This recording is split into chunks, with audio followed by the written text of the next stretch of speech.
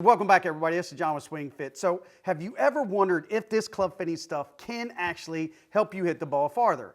I mean, is it smoke and mirrors, but is there really some truth behind the gear itself? I mean, just by making a couple shaft changes, can it change your feel to swing the club faster? I mean, just by making a couple head changes, can it actually optimize your launch characteristics to pick up some of those missing yards? Well, if that thought has ever crossed your mind, then I promise you today is a great video, and we're gonna walk you through step by step how we helped one of our customers not only pick up an extra 44 yards of total distance, but I'm talking pick up 10 extra mile-an-hour club head speed just by changing his feel. So without further ado, let's jump in and find out exactly how we did it.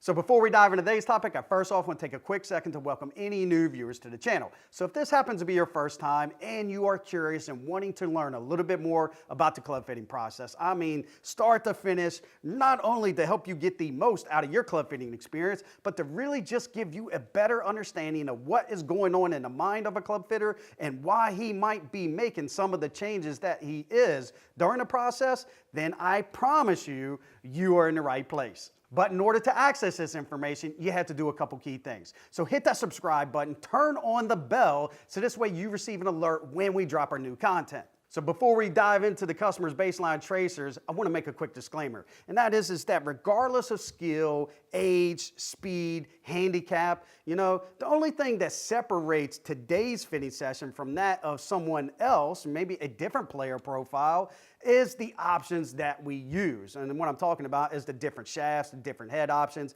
and the configuration settings that we will change during the fitting process in order to change the outcome. So now let's describe our player profile that we're working with today as we watch these baseline tracers. And the first thing that's going to jump out at you is that carry number. I mean, that carry in total is really horrendous. Yes, this is a driver. And when you take a look at that club head speed, we're dealing with a senior golfer who's just 67 years young with an average club head speed of 71 miles an hour. Now, the customer is getting some pretty dang on good efficiency numbers, but it's poor launch conditions. And just before you think about clicking off because this doesn't match your swing type or your speed, you know what? Stay with me because I promise you there are some golden nuggets along the way that can potentially help you out as well. One of the things we're looking at it from a club fitting perspective is how many yards is the customer potentially leaving on the table, right? There's a simple mathematical formula that every club fitter knows and uses, and that is you take your club head speed,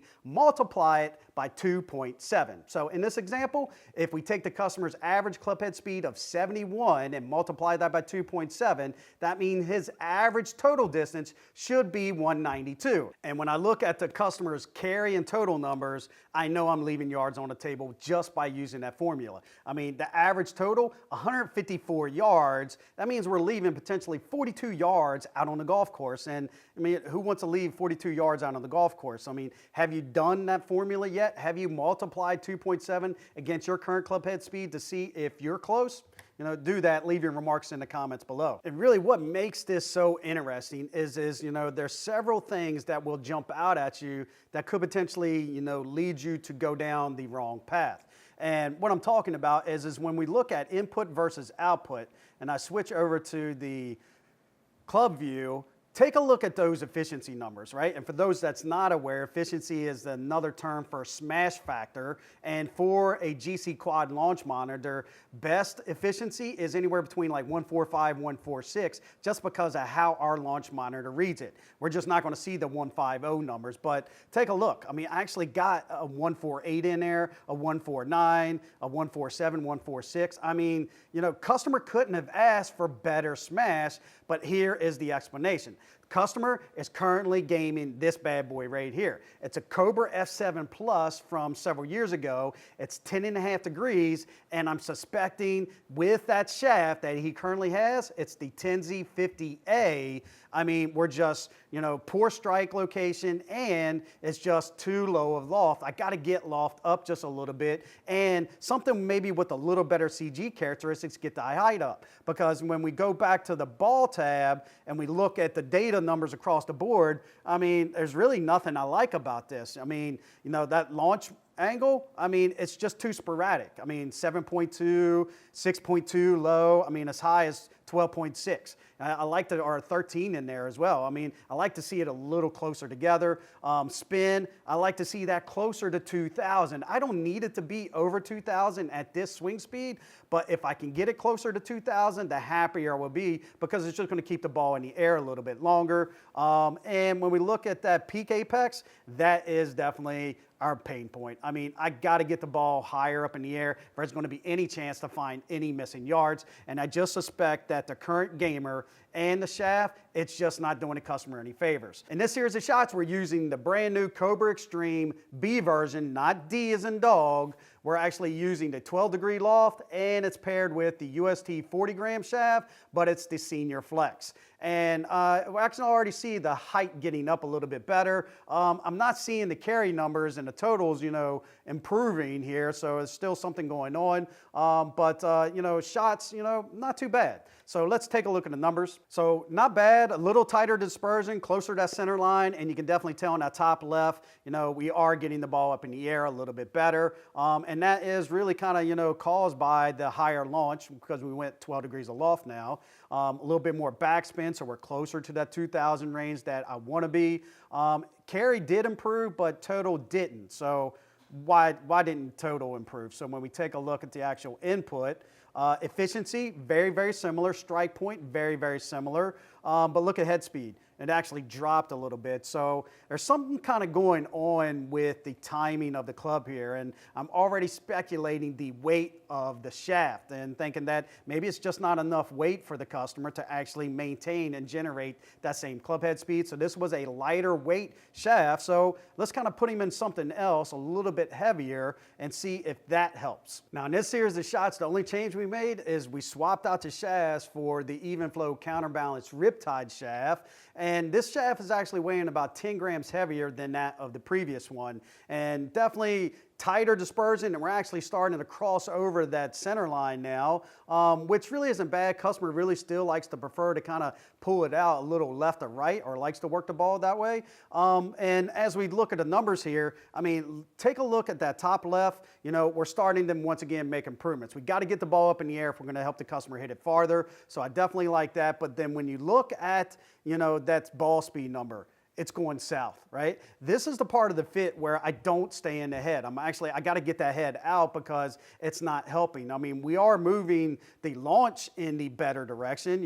Look at your launch. It's actually now checking in at 15 degrees. Spin's getting higher. And look at the carry number. We are carrying it farther. It's just that total, we're not helping the customer out whatsoever. So in this series of shots, we're now in the Titleist TSi1 driver. It's the brand new driver that was just released. Same degrees of loft, 12 degrees, and it's paired with the stock Aldila Ascend shaft. This is like 40 to 45 grams, and it's checking in at a regular flex. So we tried a couple different weights, and that didn't really have that much of an impact. So now we're trying stiffer profiles, and this is a little trick of the trade is, sometimes in order to achieve the results that you want, you have to go the complete opposite direction. So we're going a little stiffer profile, and as you've seen from those shots, wasn't bad whatsoever, and we're actually moving that strike pattern. So when you take a look at this, definitely not as much in the heel. So definitely I like this direction. And when we look at our numbers here, I mean, it's awesome. I mean, finally, we got the ball speed back. We started to dip when we was in the Cobra. We're now back up to 101. Launch did come down just a little bit of the last Cobra. Spin also dropped a little bit as well. But it's all about checking those boxes and finding a balance between all of those variables, okay? Because look at our carry number right now. We're now at 135 carry, 166 total. So we actually have already reclaimed 12 of those missing 42 yards. Really, really pleased with that little change. Love the head so far. Not sold on the shaft, right? because when you take a look at that strike point, still favoring the heel area, a lot better than the previous one though. And then when you look at our efficiency, 139. So once again, we got to make sure that when we make changes, we don't take numbers in the other direction. So really the objective is to try to keep as high as efficiently as we possibly can while improving all those other numbers. So really wasn't bad. And then take a look at the head speed, okay? How was we able to help the customer swing the club a little faster? A little stiffer profile, right? It's all about changing the feels, and you know what, who knows? I might have the customer in a stiff flex before we're all said and done. So let's take a look at the next series. So in this series shots, TSi1, 12-degree head, same head, different shaft. I actually moved to the aftermarket wall and I pulled the Slay 55-3. So school of thought is I like what we saw with the stiffer flex. So we're staying in the regular flex. I also wanted to see what would be the benefit by jumping weight back up. So we're now stiffer flex, regular now, okay. We're also in a heavier shaft. So everything that would generally say that's going to slow somebody down, it's doing the exact opposite, because as you see in those shots, there's nothing wrong with those shots. So let's take a look at the numbers here. So definitely best ball speed we've seen so far, 103 mile an hour ball speed. Launch, really, really good in comparison to the previous one. Spin came down just a little bit, not too hateful, okay? Closer to 2,000, I can live with that. But look at the carry and totals. So we now already reclaimed another missing 12 yards. So we made up a deficit, 24 and the missing 42, getting really dang on close. And how we've been able to do that is actually playing around with the head and the shaft. So we're now in a regular flex, a little heavier weight. And then when we look at that club output, take a look. I mean, literally, the customer's swinging it faster. I mean, 5 mile an hour extra club head speed. How? By simply changing the customer's feel. I'm still not happy with the efficiency. I got to get that back up, and anytime we make changes, we got to make sure we're moving the numbers in the right directions without impacting the others. So I'm already thinking, you know what? For shits and giggles, I'm going to actually swap the customer out of the regular flex, keep him in the sleigh, and I'm going to put him in a stiff flex, all right? And I know you're probably scratching your head going like, John, what are you thinking? But take a look at these tracers, because literally sometimes doing the exact opposite of what you might think is going to happen is the customer's best recipe. And there's no disputing, customer is hitting the ball farther with a stiffer flex. I mean, we're at 55 stiff flex now. I mean, and he's hitting it better. I mean, just night and day. So let's take a look. I mean, I know you've seen those shots. I mean, literally, that was the customer's best shots, and this thing just keeps getting better and better as the fit has progressed. And when we take a look at the numbers, no disputing. Best output that we've seen thus far. Why? Because we're now finding center face. When you look at that strike pattern, that's where max ball speed lives. That's the objective. And a good fitter can actually start swapping out the shafts to change somebody's feel to actually find center face. It's nice to see how a club will perform on those off-center strikes, because we do want that maximum forgiveness. With this TSi1 head is really proven to be a very, very forgiving head. But literally, this thing has been, just astounding so far. Launch came down a little bit, backspin actually stepped up a little bit, closer to 2,000. But take a look at that total distance, 185. I mean, are you keeping up here? So we started out at 154. We made a good change into the TSi1, picked up 12 extra yards, made another change, picked up another 12 yards, made a third change, and picked up another 11 yards. I mean, we're not too far off from where we actually started at the beginning. And here's my thought now. Continue to fine-tune this shaft. I like the VA family. I'm liking what I'm seeing. So I'm really thinking about swapping the customer in the Vylyn. And when I'm looking at these numbers, stiffer flex, he is swinging it faster. I mean, there's no disputing. Look. His head speed's now 77 mile an hour. Efficiency is almost at 140. I mean, I'm so damn close, and I'm hoping that this is the last change. So let's take a look.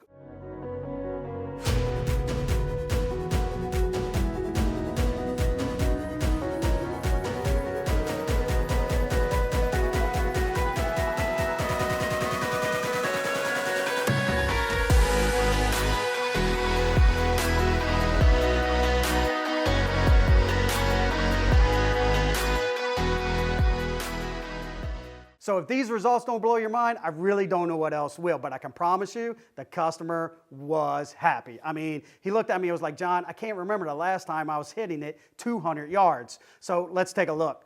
When you look at that ball speed jump, I know there's going to be a lot of skeptics. You're going to look at me and going like, impossible, no way. Well, you know what? Data doesn't lie, okay? I didn't swing the clubs, the customer did, and that's exactly what he was able to get. Now, truth be told, he is swinging it faster. Why? Because I put him in a stiffer flex, right? So once again, you're looking at me going like, no way, there's no way a senior golfer should be swinging a stiff flex.